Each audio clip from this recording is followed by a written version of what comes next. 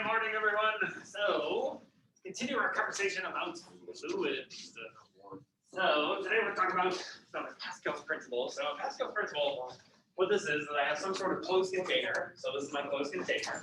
Where imagine that there's a stopper on each top of one of these different tubes. And I'm going to fill this thing up completely with an incompressible fluid. So, with a liquid. Now, what I'm going to do then is on one of these stoppers, which has a cross-sectional area A, I'm going to apply a downward force of F, which is then going to increase the pressure of the system. Right? So once I apply this force here, what I have then is on the interior, especially down at this point here, I'm going to increase this by an amount of, let's call that applied pressure. Right? So I'm going to change this by an amount of the applied pressure. Sorry, we use capital P. So what happens then is, since this is an incompressible fluid, the change in pressure everywhere throughout the inside of this tube ends up being exactly the same. So no matter where I am along the inside of this tube or this closed system, the change in pressure is exactly the same. So even though the pressure at the different locations is different due to pressure versus depth that we talked about yesterday, but I'm increasing the pressure, that pressure increase is exactly the same throughout each one of these different parts of the system. Or more specifically, at each one of these different stoppers, the change in pressure is exactly the same. So if this is, say, tube number 1, tube number 3, or 2, and tube number 3, this is change in pressure 1, change in pressure 2, change in pressure 3. What happens then is by applying this to the incompressible fluid, the change in pressure at each one of these is identically the same. Which just means that my delta P applied is equal to the change in pressure at tube 1 plus my change in pressure at tube 2, which is equal to my change in pressure at tube 3.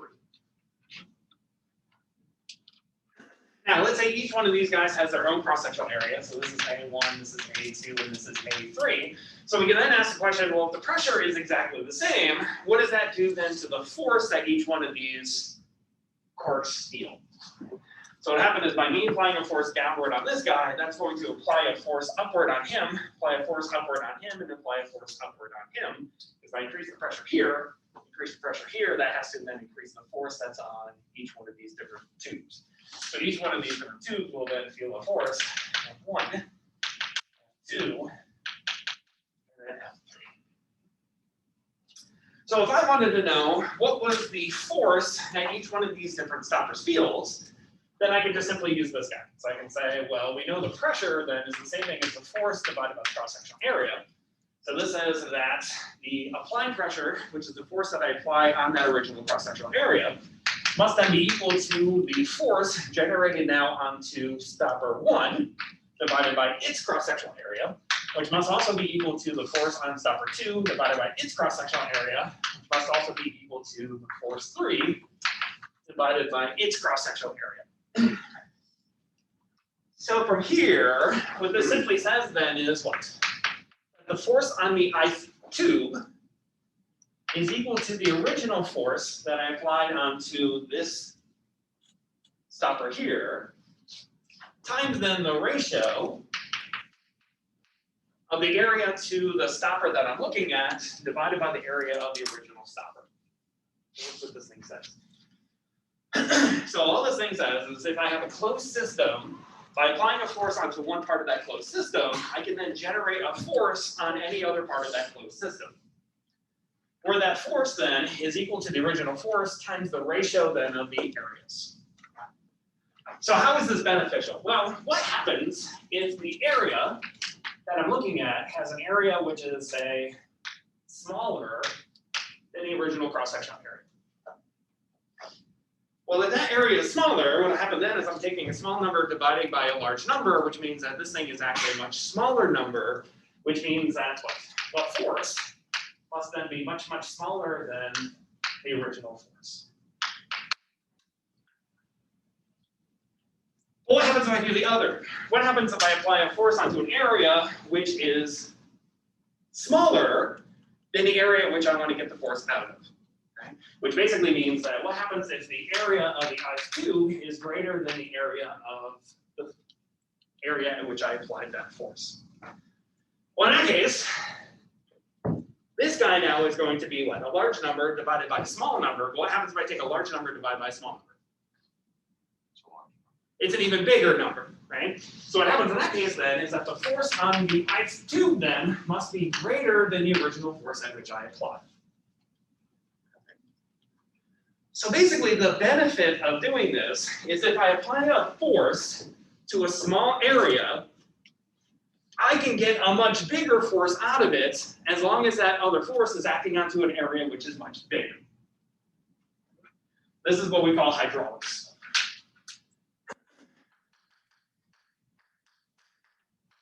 What hydraulics says is what? If I apply a force, a small force to a small area, I can get a large force out of it as long as that applied force gets applied then to a large area. For example, if I want to lift a car. So what do? We put a car on top of something which has a large cross-sectional area, and then we apply a force to then a very small cross-sectional area over here. Typically this is done with compressed air or at least with some sort of fluid. So we apply a force onto here, onto a very small cross-sectional area. What happens then is we get a very large force out of it on this side, because this area is much, much bigger than the original area. So what does this mean? This means if I want to work on my car, I can easily lift up my car by applying a small force to a small cross-sectional area to then lift my car up, because that same applied pressure is being applied here, which then manifests itself as a much greater force because it's being applied to a much greater area. So it's much easier for me to apply a small force to a small object than it is for me to apply a very large force to a very large object. That's what Pascal's principle says. So this is the way that hydraulics work. So hydraulics, in here I would have an oil, incompressible fluid. I apply a force to that, which then causes a change of pressure. That same change of pressure applies here, which then manifests itself as a very large force because I'm applying it to a very large area. This is also the same way that toothpaste works. You have a tube of toothpaste, you take out the cap, you squeeze on the bottom, what happens? It comes out through the top. Why? Pascal's principle. Applying a force, change of pressure on the bottom, which then applies the same change of pressure throughout the entire thing, which applies a force to then get the toothpaste to come out. What's the Heimlich Maneuver?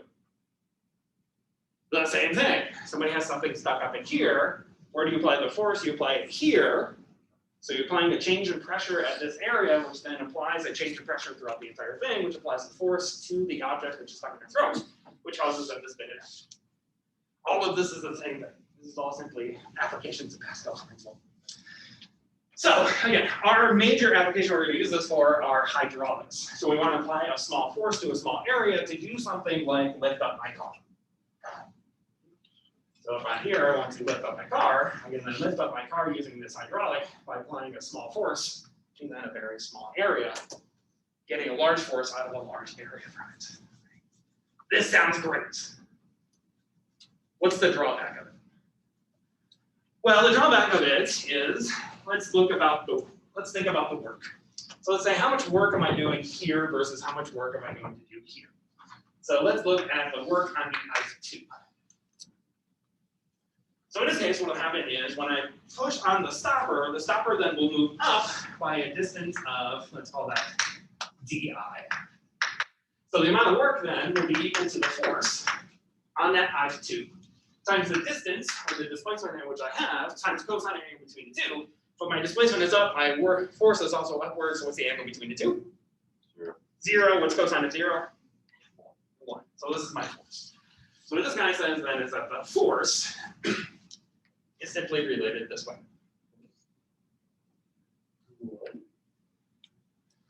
So now what? Well, from here, we know that this force is related to the original force this way. So this is now going to be equal to the original force times the area on the ice tube divided by the original area, all of them times the distance. But I can rewrite that distance in terms of the original distance. And the way I can do that is I can use the fact that this is an incompressible fluid. So what does it mean to be an incompressible fluid again? So what did we say yesterday about incompressible fluid? What has to be the same for an incompressible fluid? It's a liquid.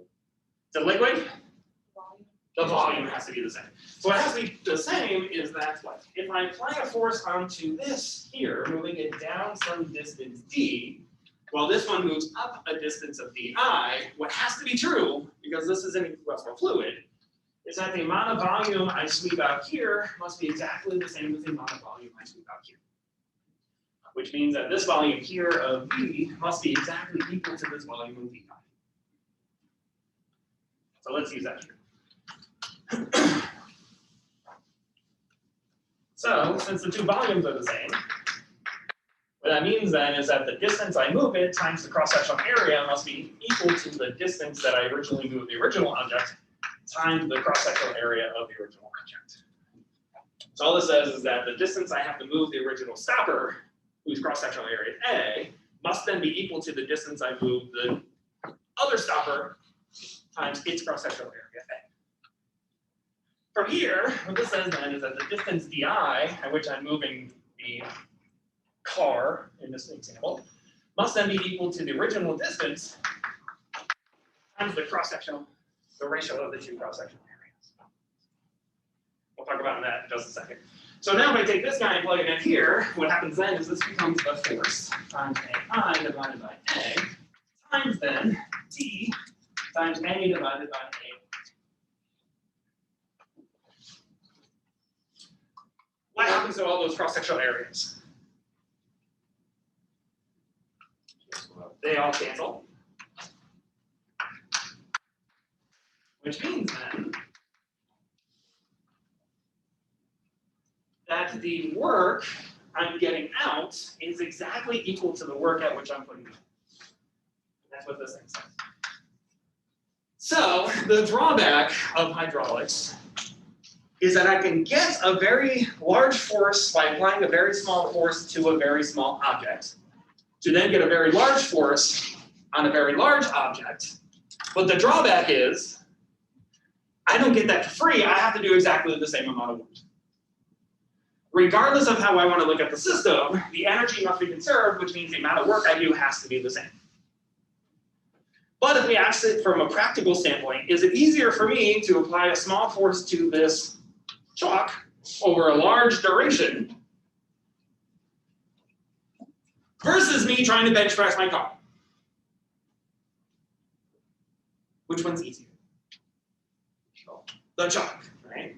Because I'm only applying a very small force to a small object over a very large duration, even though the work is the same. But thinking about stresses and strains, I can't really bench press my car.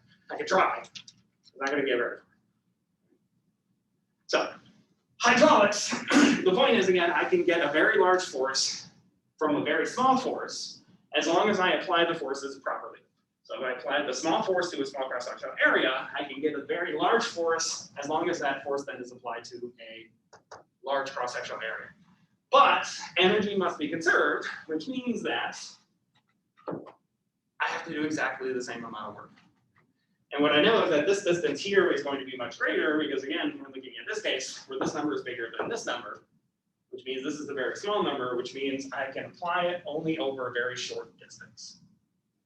So if I'm applying that force to the large cross-sectional area, I can only move it a very tiny distance. So to get a very large distance out of it, I have to move this one a very large distance to get the other one to move only a very short distance. So overall, the point is energy has to be conserved. Energy is conserved. The amount of work I do is the same regardless of each way I look at it. But the difference is it's easy for me to apply a force to this over a very large duration than it is for me to apply a very large force to a large object such as my car. Okay? So this is Pascal's principle. So all it says, again, is when I apply a force to a closed system, the change in pressure throughout is exactly the same. From there, we can get a force on another object as long as that change in pressure is applied to a different size cross-sectional area. From there, I can get either a small force out of it or a large force out of it. And practical examples of this are car lifts, your brakes in your car. You step on your brakes, that's hydraulics, which goes through and clamps down on your brakes, makes your car stop. Toothpaste, Heimlich Maneuver, all of these different things are all based on the Pascal's principle. Okay? Let's do an example. Let's see how this works. So let's say I want to lift my car. case, let's say I'm going to take the situation I drew here. So I'm going to apply a force here to a radius. So let's call this F1 and let's call this radius R1, where radius R1 is simply equal to 1 centimeter.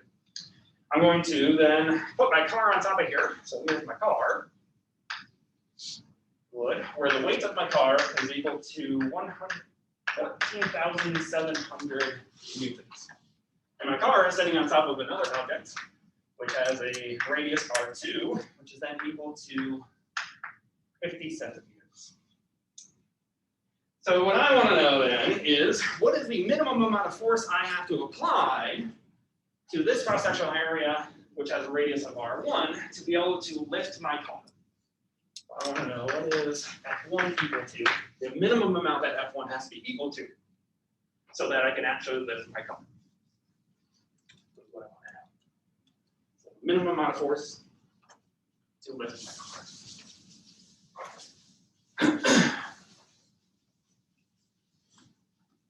So let's start with Pascal's principle. So okay, Pascal's principle says that the change in pressure at point 1 must be equal to the change in pressure at point 2. Here, my change in pressure at point 1 is simply F1 divided by A1, which then must be equal to F2 divided by A2.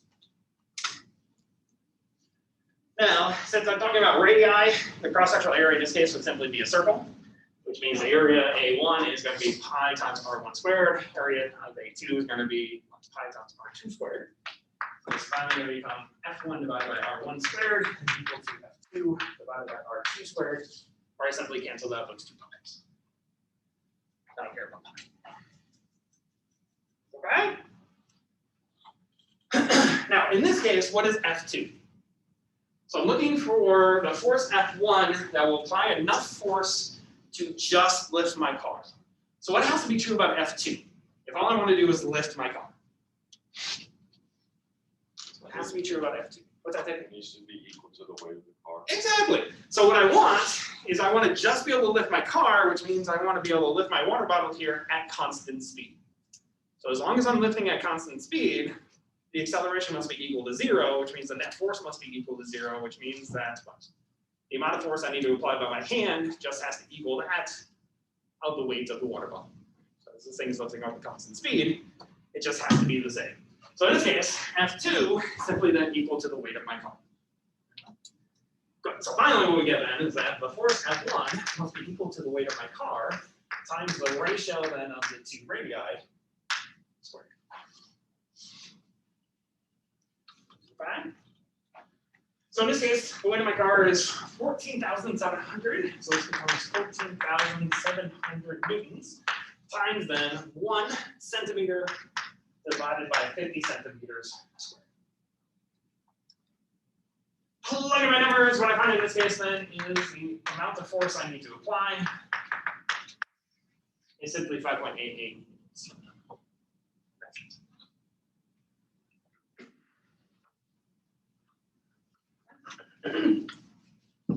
So what's 5.88 newtons? That's roughly a half a kilogram. Maybe a little bit bigger, more like 0.6 kilograms.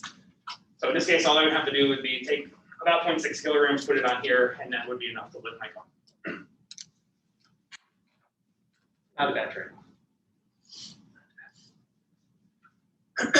Everyone's okay? So this is Pascal's principle. So last thing we're going to talk about for today, but not the last thing in this chapter, is what's known as Archimedes' principle. We'll talk about Archimedes.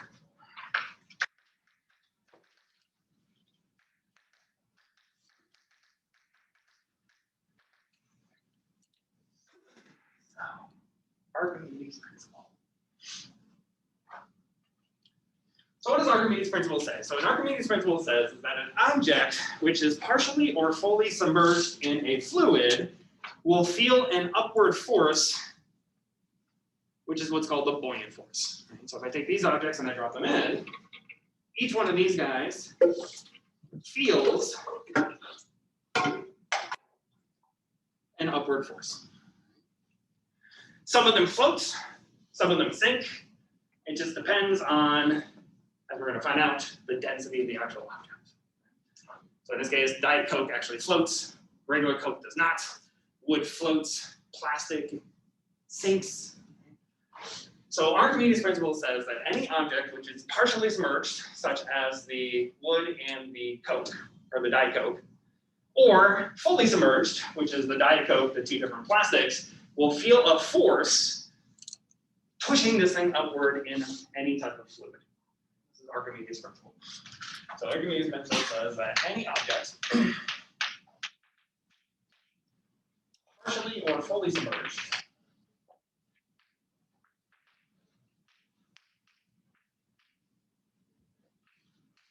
feels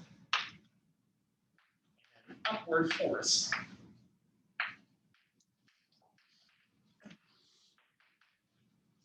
called the buoyant force,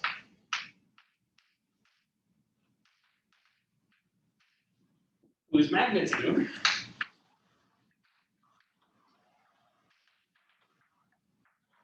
is equal to the weight of the fluid being displaced.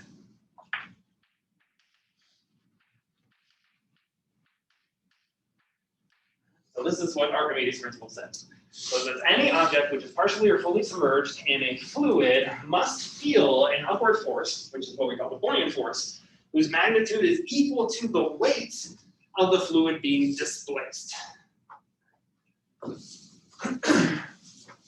So what does that mean? So that means that if this was my level of my fluid, here's my object. What we now know is, based off of yesterday, we have pressure versus depth, which means that up here, I have a pressure which is being pushed downward, right, from all different directions in this direction. So this is my force from this pressure on top. So manifesting itself as a force downward. But on the bottom, this thing is also feeling a force from all different directions. Manifesting itself from that pressure P2, we'll call that F2. But what we know is that what? Since this one is deeper, this force down here must be greater than this force up here. This is where the overall buoyant force is coming from. So the buoyant force then, orange, is this force, due to the fact that this force here is greater than this force, which ultimately results in a net positive force upward, called the buoyant force. So this is going to be F sub D. According to Archimedes' principle, this says that the magnitude of the buoyant force is then equal to the weight, which is the mass of the fluid, times g. So it's the weight of the fluid which is being displaced. In terms of density, this thing is then equal to the density of the fluid times the volume of the fluid times g. This is what we call the buoyant force.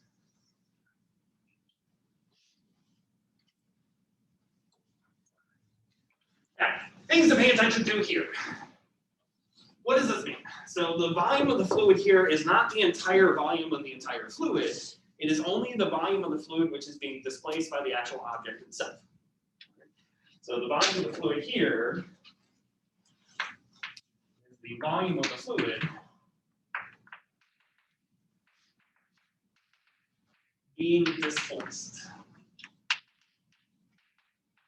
Not the volume of the entire fluid, but only that which is being displaced. So what do we mean by that? So let's look at a couple different cases. So let's say this is the top portion of my fluid.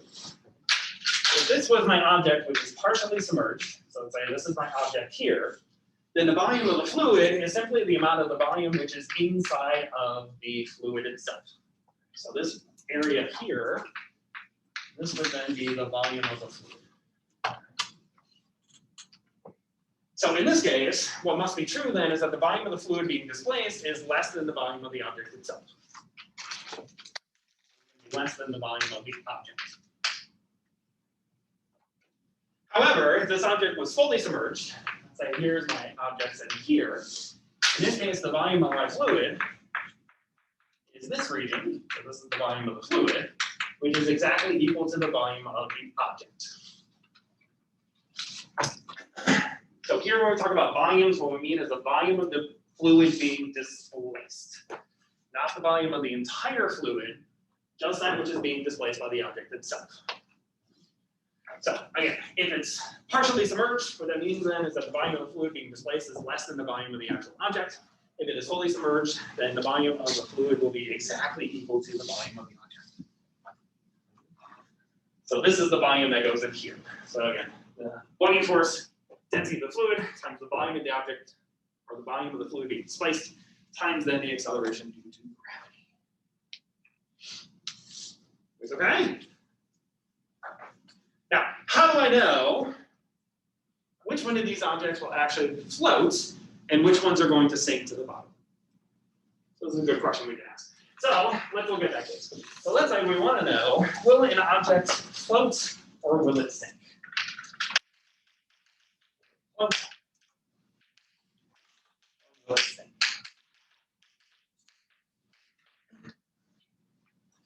So let's find out. So let's say here is my fluid line again. And what I'm going to do is I'm going to take an object, simply put it inside of the fluid. So originally it's going to start off down here, which is then fully submerged. And then I'm going to let it go, and we're going to watch and see what happens. So for example, let's say I do that with this ping pong ball. I'm going to take this object, put it down inside of the fluid, move my hand, and then we're going to watch what the object does. So in this case, the object came upward, floated. Where if I took the Coke can here, so we're going to take this, put it all the way in, and I let it go, and we're just going to watch what happens. So in this case, it's going to eventually sink. So this is what we're looking at here. So is it going to sink or is it going to float? So let's take a look at this. So let's look at our free body diagram for this object. So what forces do I have acting on him? Well, he has a weight, right? He's got a mass, which means he's going to feel a gravitational force pulling downward. So in this case, I'm going to have mg down in this direction. But he is fully submerged in this case, which means he's also going to experience buoyant force. So that buoyant force then is going to be pushing upward. That buoyant force. Now, let's assume for funsies that this thing is going to accelerate upward. Just for fun. So since the acceleration is upward, let's go ahead and take our positive y direction to be in the upward direction. So in this case, we can then say the sum of the forces in the y direction are equal to the mass of the object times then the acceleration of the object. That's then equal to the buoyant force minus the weight of the object is then equal to the mass of the object times its acceleration. And that is an OB because that's what I wrote over here. Of the object.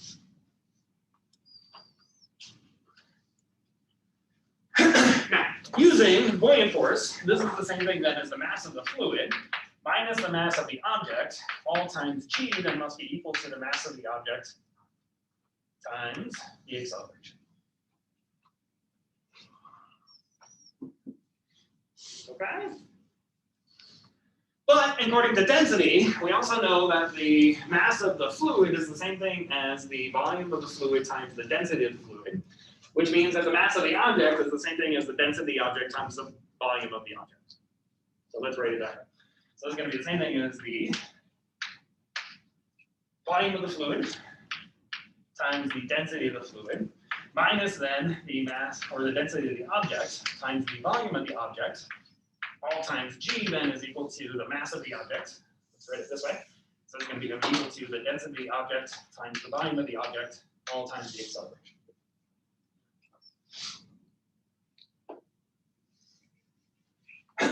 Now, since this thing is fully submerged, how does the volume of the fluid compare to that of the object? They're the same, right? So since this thing is fully submerged, it must be true then is that the volume of the fluid must then be equal to the volume of the object.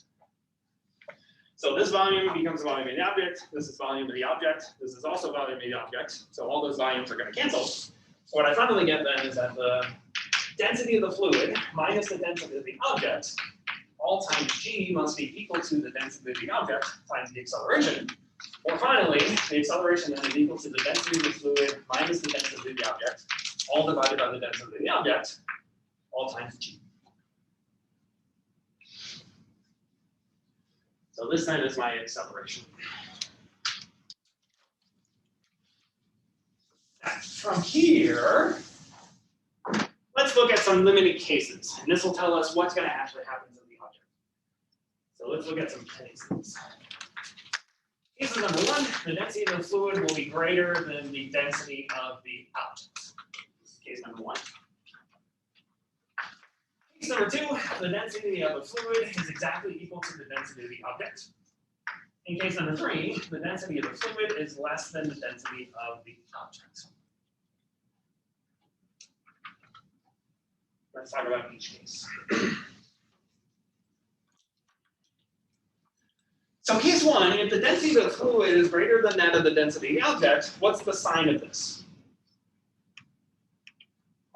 Positive, right? So according to that, since this is going to be positive, that means the acceleration must be positive, which means that this thing must experience a net overall upward force. So it must be true in this case, then is that the acceleration must be positive, which means that this thing is going to be accelerated up.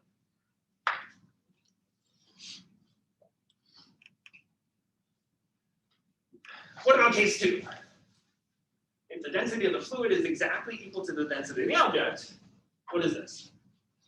0, which means the acceleration then must also be equal to 0, which means that this thing is going to stay put.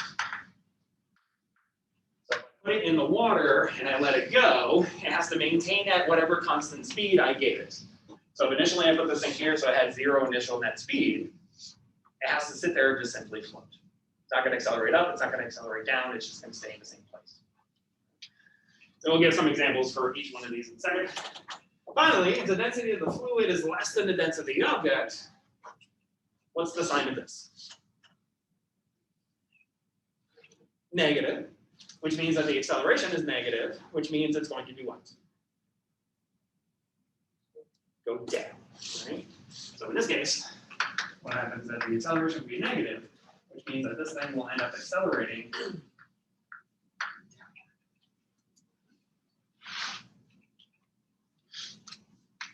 Okay?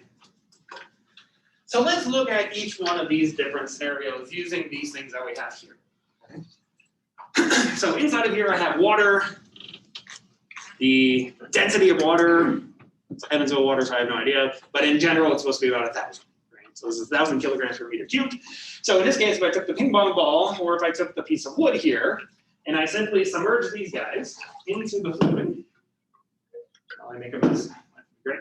Put these guys in and I let them go, they both simply pop back up. Right? They feel an overall net acceleration upward, which means that they satisfy actually case number one, which says that the density of those objects then must be less than the density of water in this case. So these guys accelerate upward because their density is less. This thing is practically air, so the density of this is only like 1.29, where this thing is around 600. But the water itself is 1,000, so that's why they actually float. That's why they end up accelerating upward. What does that then tell you about the Diet Coke? So if we put the Diet Coke in here, that also accelerates upward and floats. So what does that tell you about the density of Diet Coke? It's less than water, which is kind of scary. I'm not going to knock it too much because I do drink it. But anyways, but that means that you're drinking something which is less than the density of water. So whatever it is that they're adding in there is probably not that healthy for you. Anyways, we'll leave it at that. Great. What about the second case? So the second case says if I had something whose density was exactly equal to that of water, and I put it down in the water, it's just going to sit there and do nothing. Only example I can really do with that is if I took water itself, and I put water inside of water and I let it go, it's simply going to stay in exactly the same place that I put it. Can't really demonstrate that as well, but you understand what I mean. So in this case, if it has exactly the same density, it's just going to stay put wherever it is that I actually put it. The final case is if I have an object whose density is greater than that of water, like these guys. I put these in, and I drop them. Again, they're going to accelerate downward. So in this case, they have to have a density whose density is greater than that of water itself.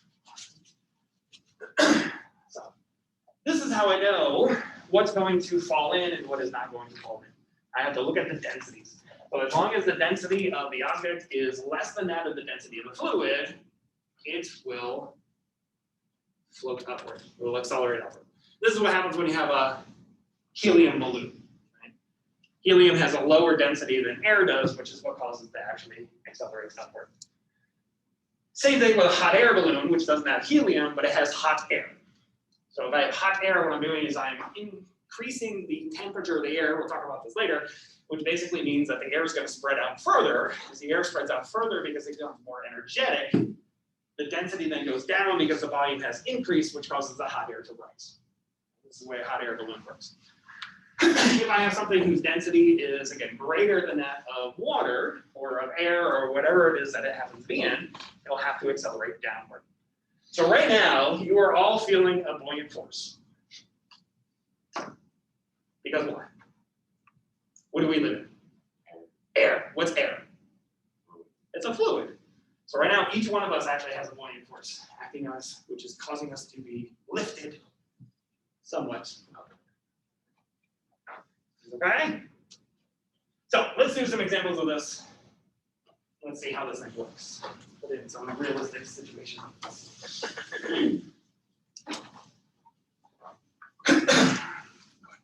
So let's look at this problem.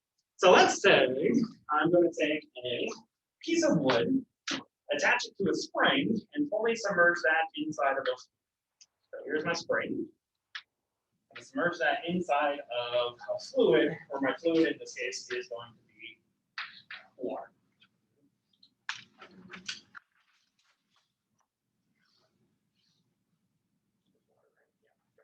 So what happened then is, so this is water. So this has density of H2O.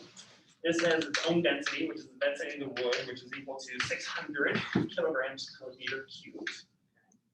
And let's say this thing has a spring constant, K, which is equal to 500 newtons.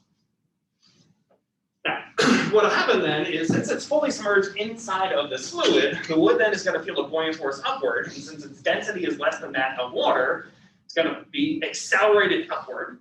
So what will eventually happen is, this thing is going to rise up and eventually end at, say, this position, which is going to extend the spring. So overall, this thing is going to increase by a height of delta L. What I want to know in this case then is, what's delta L? By how much did this spring elongate, or how far did this thing actually rise up inside of the fluid itself? So this is what we want.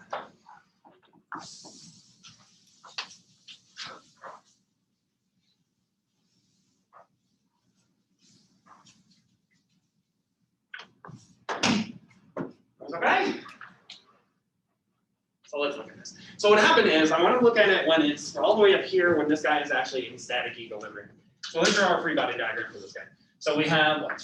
It has a weight to it. So it has the mass of the wood times G pulling downward. It's fully submerged, which means that this thing has a buoyant force. So that buoyant force is upward. And what else? It's attached to a spring, which means that there also has to be a Hooke's law spring force pulling down in this direction. Good. So now it's in static equilibrium, which means that the acceleration on this guy is simply equal to 0. So this thing says then that the sum of the forces acting in the y direction must then be equal to 0.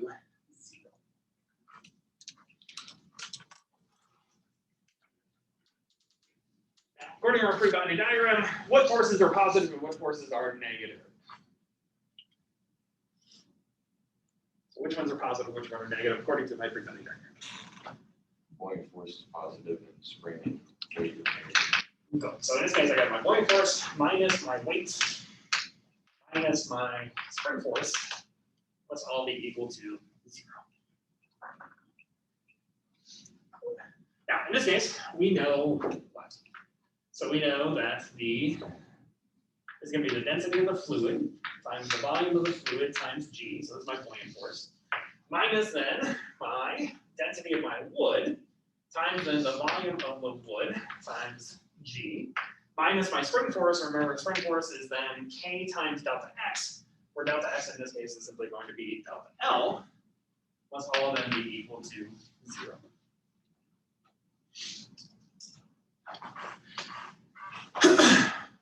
Okay? And finally, I'm going to tell you that the mass of the wood here is equal to 1 kilogram. We'll come back to that.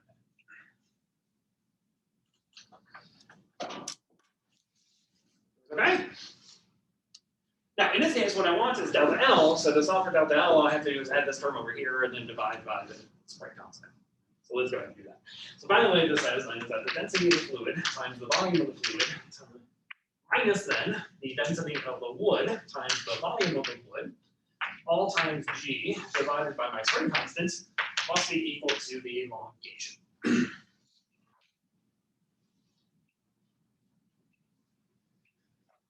Now, other questions for you. How does the volume of the fluid compare to the volume of the wood in this case? So if it is fully submerged, how does the volume of the fluid compare to the volume of the wood? It's the same. It's the same. Good. So in this case, the volume of the fluid is exactly equal to that of the volume of the wood. So let's factor that out. So it becomes the density of the fluid minus the density of the wood, all times the volume of the wood times G divided by K, is then equal to my elongation. Now, in this problem, I told you what? The density of the fluid is that of water, so this is 1,000 kilograms per meter cubed. I told you the density of the wood, I told you the spring constant, I told you the mass of the wood, but I never told you the mass of the, or the volume of the wood. So how can I rewrite the volume of the wood in terms of known quantities? So how would I determine the volume of the wood?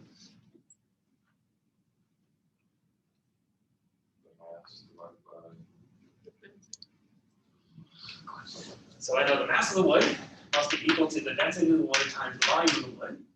Exactly. So the volume of the wood there must be equal to the mass of the wood divided by the density of the wood. Exactly. Good. So finally, I can write this then as the density of water minus the density of the wood, all times the mass of the wood times G divided by the density of the wood times the spring constant, must then be equal to my elongation.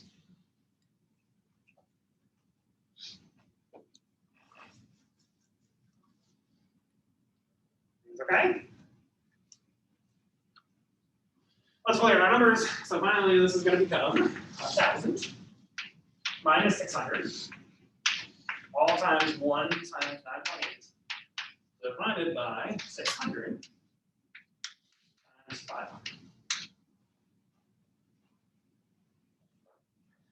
Well, look at my numbers. What I find in this case then is that the elongation turns out to be 0.013.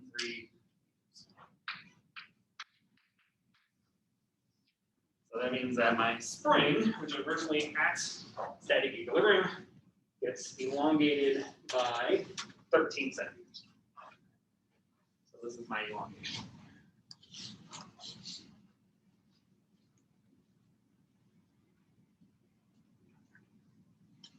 Okay? Let's do another quick easy one. So the next one we're going to look at is, let's say I have something floating. So again, like the ping pong ball or the Diet Coke or the wood. And what I want to know is how much of the object will be above the surface of the fluid.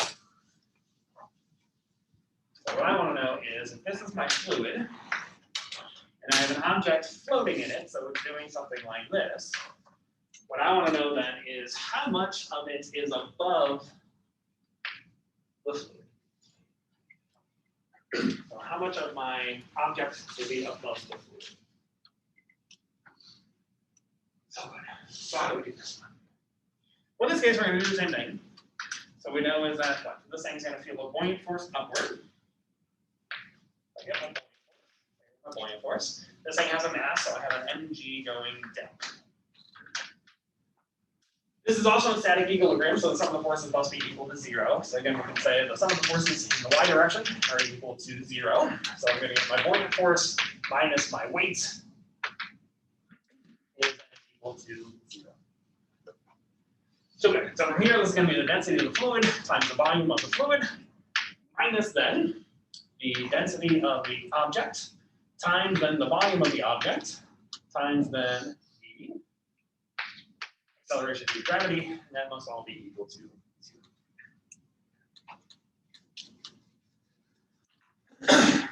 So let's say that this thing has a cross-sectional area of A, and it has a total height of H.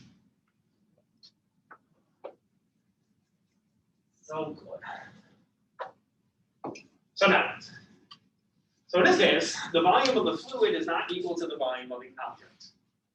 So in this case, the volume of the fluid will simply be this amount. This is my volume of fluid. Where the volume of the object itself will then be the entire area. The entire volume itself. So this is going to be then the volume of the object. So in this case, we can then say that the volume of the object is going to be equal to its cross-sectional area times its height. So it's going to be equal to A times capital H. Okay? Here then, this amount is going to be H minus H, which means then that the volume of the fluid is then going to be equal to the cross-sectional area times H minus H.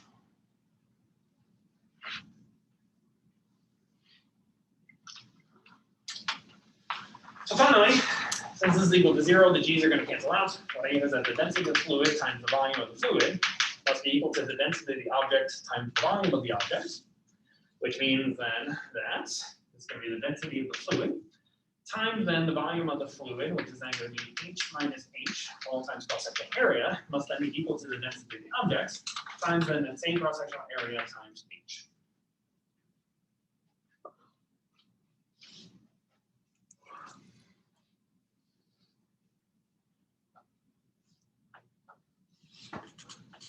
Okay. What's true about those two cross-sectional areas?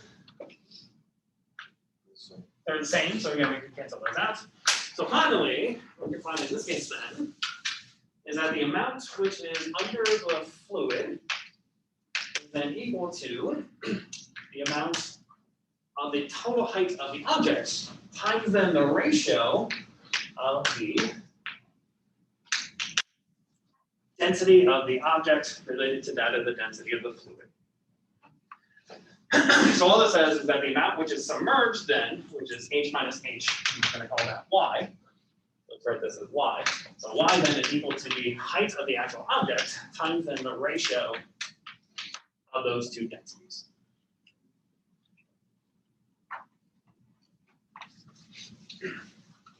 Okay with this? So in this case, what this thing says then is the amount of fluid which is under the fluid then depends specifically on the ratio. Okay? So for example, if I was looking at the ping pong ball here, how much of the ping pong ball is actually submerged inside of the fluid? Very little, right? Why is that? Well, according to this, since this is 1.29 divided by 1,000, what's 1.29 divided by 1,000? Almost 0, right? So what this thing says then is that amount which is submerged is then equal to the height of the actual object times 0, which is then approximately equal to 0. But if I had something which has a much higher density, which again, say the wood here, the wood is closer to the actual density of the water because it's 600 versus that of 1,000, which means it has a lot actually submerged inside of the fluid versus what's actually on the outside.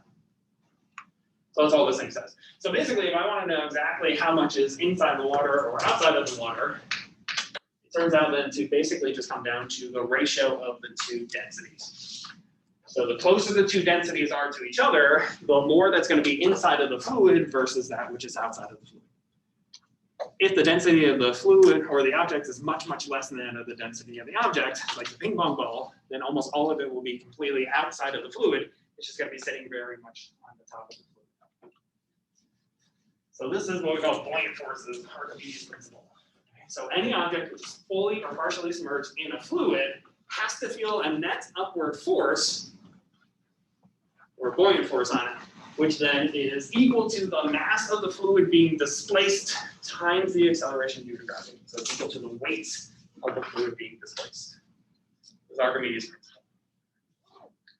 So tomorrow we'll do one more example of this. I'll give you a group assignment on it, and then we'll start talking about fluids in motion. So far we've only been looking at static fluids. So the fluid itself has not been in motion. So we'll probably have to finish that off then on Monday. Let's do one more example. One more.